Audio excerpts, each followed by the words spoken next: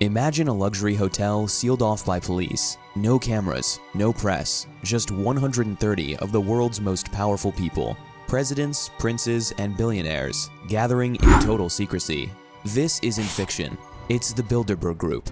And for decades, it's been one of the most secretive gatherings of power on Earth. But what really happens inside these rooms? Why does this elite summit exist? And could it be quietly shaping the course of global events without you ever knowing?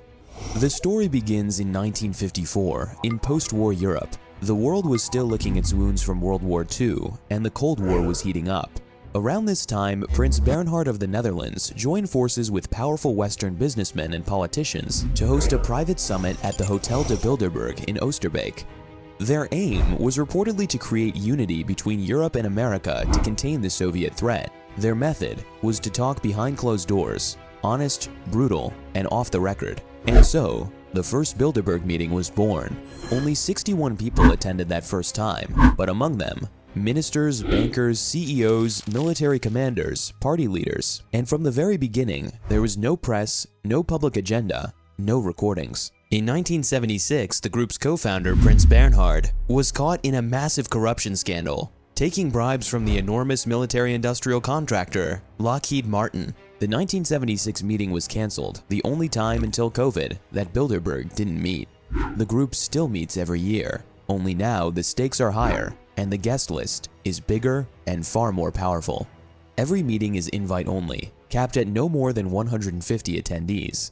Recent guests have been heads of state, royalty, executives from Google, Microsoft, and Goldman Sachs, generals and former CIA directors, and even NATO's Supreme Allied Commander has been a regular. In 1991, a little-known Arkansas governor named Bill Clinton attended. A year later, he became president. Tony Blair joined in 1993. 4 years later, he was the UK's prime minister. Coincidence or quiet king-making? Henry Kissinger, the geopolitical chess master, reportedly attended more than a dozen times. Jeff Bezos, Eric Schmidt, and Peter Thiel have also been spotted at the table. And yet, outside that room, it's silent. So what exactly goes on in those meetings? Officially, the Bilderberg Group says it's a forum for informal discussions about major issues facing the world. Attendees operate under what's called the Chatham House Rule, meaning they can use the information they discussed, but they can't say who said what. There are no recordings, no aides, no phones. Sometimes, not even notes are allowed.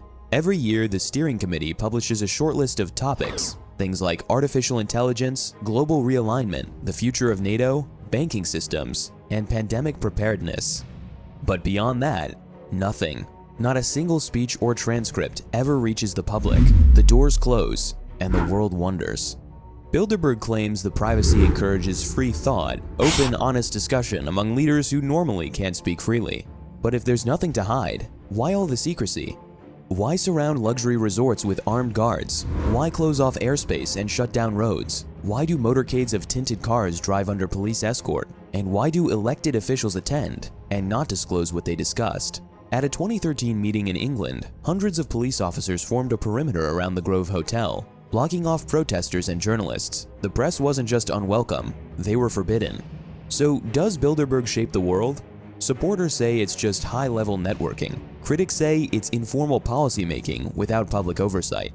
What we do know is this: some of the 20th and 21st century's biggest global shifts, like the formation of the European Union, trace back to conversations among Bilderberg attendees. Even one former organizer said, "To say we are striving for a one-world government is exaggerated, but not wholly unfair." That's a bold admission, and fuel for those who see Bilderberg as the shadow engine of globalization. With this level of power and secrecy, the theories practically write themselves. Some say Bilderberg is working toward a new world order, a centralized, undemocratic global government. Others say it's not government they're after, but corporate empire, a merger of state and business elites shaping global policies to serve their interests.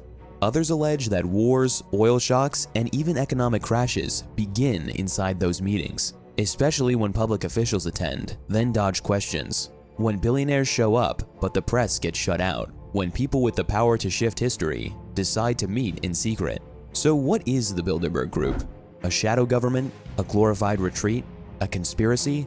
Or just conversation? Maybe it's all of them. Maybe it's none. But here's what's undeniable.